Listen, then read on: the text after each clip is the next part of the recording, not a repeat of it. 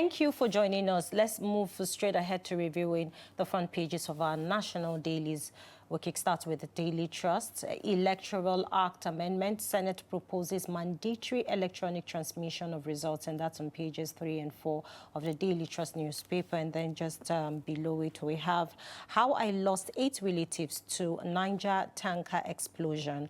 That's on page 5 of the Daily Trust newspaper. ISWAP threat. Security forces comb Ondo Kogi forest.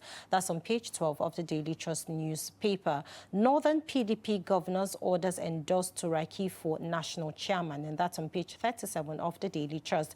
Dangote planned sales of 10% stake in refinery. That's on page 24 of the Daily Trust newspaper. Do well to get yourself a copy to stay informed. All right, next up, we have the Guardian newspaper right in front. Federal government begins public finance reforms ahead of new tax regime in January. That's on page 6. We have Nigeria won't accept any deportees from the United States. Togar insists. That's on page 2 of the Guardian. Federal government releases 32.9 billion naira to PHCs, asked communities to track spending. That's on page 5 of the Guardian. Northern leaders back tinubu as opposition cautions APC alleges attacks. That's on page 6. Kanu lists Sanwo-Olu, Wike, Umahi, Malami, others as witnesses in terrorism trial. That's on page 8 of The Guardian. At the bottom, we have Senate silent on early voting, shifts electoral burden of proof to INEC. That's on page 3. Federal government raises concerns over crude supply to refineries, gas flaring. So that's on page 3 as well. ASA continues negotiations, suspends 2-week warning strike. That's on page 30 of the Guardian newspaper. Make sure you grab yourself a copy and stay informed. All right, joining us to review the front pages of our national dailies this morning is Editor-in-Chief of Dateline Nigeria, Nasiru Lawal. Thank you for joining us this morning. All right, let's start off with Daily Trust. Electoral Act Amendment. Senate proposes mandatory electronic transmission of results. As we saw yesterday, the Senate passed for second reading a bill seeking to repeal the Electoral Act 2022 and enact the new Electoral Act 2025, that with a major proposal mandating the electronic transmission of election results ahead of the 2027 general elections. What's your take on this? Well, even though some senators are, raising some issues with regards to how the thing is even going about, like they said, you are supposed to have the public hearing after the second reading, but in this case, it's the public hearing before the second reading. But in any case, I still see it as a welcome development. It's a step in the right direction. If we're able to make this mandatory, I think it will enhance, some transparency in our electoral processes. Because right now, it's actually at the discretion of the electoral body, whether to use electronic transmission or to, do it manually. But now that, there will be a law to force them to do the right thing, I think it's a step in the right direction. And, sometimes all these proposals, they are good until somebody becomes, uneasy. Somebody starts feeling, threatened by them. And that's when you begin to see, the same National Assembly that is coming up with this proposal now telling you something different, and then you wonder why propose it in the first place if you know that you are not going to go all the way, to make it realistic.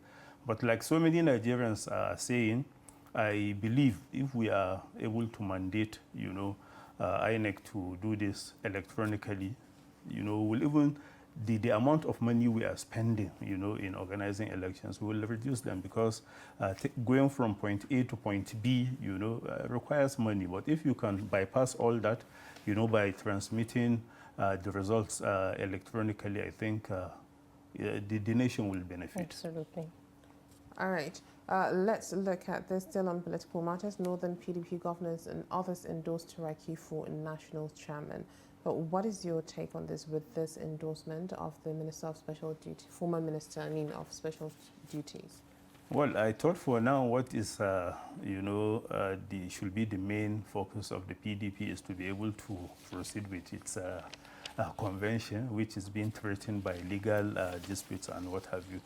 But to say that, Northerners and all the political northern bloc of the PDP coming up to support the candidature of Turaki, that tells you somehow that the PDP has concluded, their candidate is going to come from, the southern part of the country, because I don't see a situation whereby you will have the chairman and then the candidate coming from the same zone. So all those that are trying to remain within the PDP, probably to pursue their presidential ambition, I think this is a pointer to the fact that they may not be able to realize it under the platform of the PDP, because they have, concluded arrangements to give the chance to a southern candidate. All right. Okay, this other headline, ISWAP threat, security forces comb Ondo and Kogi Forest. We've seen, the combined security forces from the Nigerian military, police, and the Department of State Services, DSS. They have commenced, combing the forest, the thick forest in Ondo and Kogi State. So what's your take on that? Well, all these terrorism issues, honestly, I don't, sometimes you see the threat and then you will wonder, it will just come to pass. Now that you know this, I hope you will put all the things you need to put in place, to be able to stop it, not just to stop it. Honestly, we should, have a situation whereby we'll now start putting all these terrorists, on the defensive, let them be on the run, so that somehow they will run into either a cul-de-sac or they run into our security forces, and for them to eliminate them. But somehow, you will know that something like this is about to happen, and then it will come to pass. It's like you are just saying it without making all the necessary preparations to stop it from happening. And our security forces, I know they are trying. I don't like speaking in a manner that will mean as if we are belittling their efforts. But then, there are so many things for them to do. Today you hear them talking about the need to continue with negotiation. Tomorrow we hear them about, not open to negotiation and what have you. So they should have a clear cut policy, so that at least we will know whether we are going to deal with these people without any negotiation. But to give an impression that you may negotiate today and then tomorrow you are coming up with something completely different, honestly, I don't think you are giving us the right signals to be comfortable, going out about our normal businesses. All right. Let's look at this headline on The Guardian newspaper. It says federal government begins public finance reforms ahead of a new tax regime in January. Everyone is awaiting, the new tax regime and see how it is going to be implemented. So what are your thoughts on this? Well, I hope that will include, educating Nigerians about what the new tax regime will entail, because right now there are so much confusion, so much misunderstanding with how the thing is going to even be like. Some will tell you that if you have 800,000 naira in your account, anything above that, will be taxed. Some will tell you if you have money, it's better you find a way of keeping it outside the financial system. So many things are coming up. So I hope as part of the reforms, they will come out and educate Nigerians as to exactly what the new tax regime will entail. But aside from that, how do you think that the federal government can educate Nigerians on the importance of tax? Well, that's what I am saying. They have, so many institutions. They have the orientation agency. They have, like I said, they have so many, tools where they can reach Nigerians to explain these things. But if we allow, the current misconception to continue, you will end up seeing people, withdrawing their money from the banks, maybe hiding them under their pillows and what have you. But I hope we will not reach that stage. But like I said, I hope the reform will also include educating Nigerians so that they will know.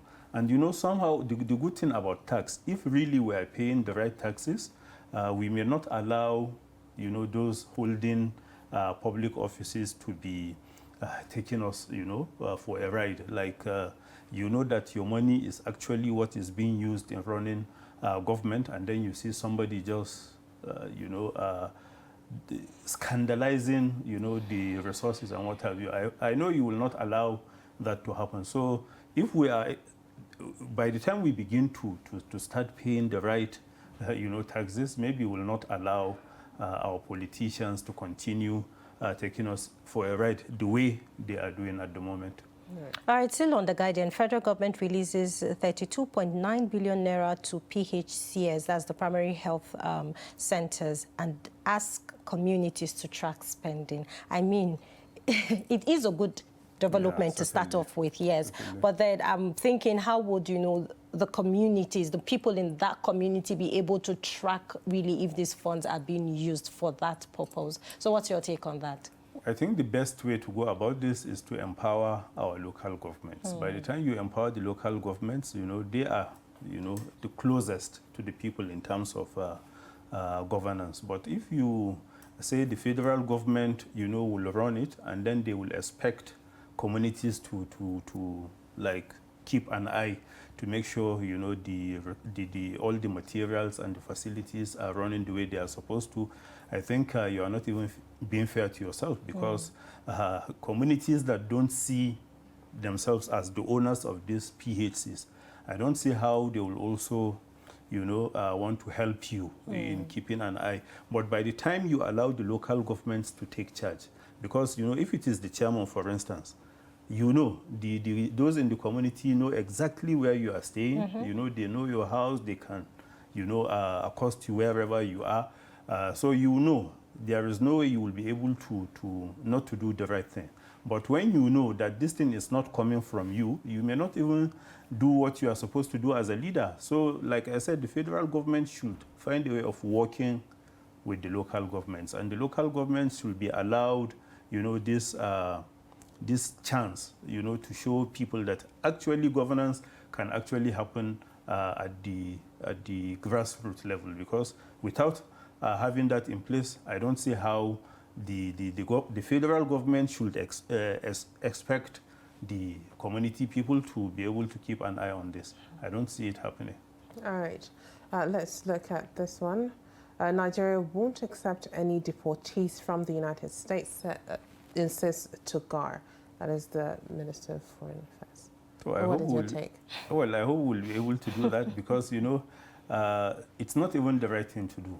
If you are deporting people, deport them to their countries of origin. But, you know, it's like the arrangement that the UK has with Rwanda. You know, the US is trying to propose something like that, so that people will begin to, you know, look the other way. If you know that in trying to go to America, you may end up in Nigeria, probably you may not, you know, make the attempt in the first place. But Nigeria should not allow itself to become like a dumping ground for the US. The US will find a way of handling those that are trying to go to the US without the valid documents. So Nigeria, like the minister has spoken, I think that's the best position to take. Even though I know some will say, how many people want to come to Nigeria in, you know, the situation that we're in at the moment. All right. All right, thank you very much, Nasser Lawal, for being here and reviewing the front pages of the national dailies. Thank you for having me. All right. And with that, we've come to the end of Daybreak this morning. Make sure you tune in tomorrow morning at 8 a.m. same time, so you don't miss out on interesting and engaging conversations. I'm Hawa Adamikiawa. Thank you for watching. And I am Mimuna Bagudu. Do well, as always, to follow us on all of our social media platforms, and also subscribe to our YouTube channel for more news to stay informed. Do have a great day and stay safe.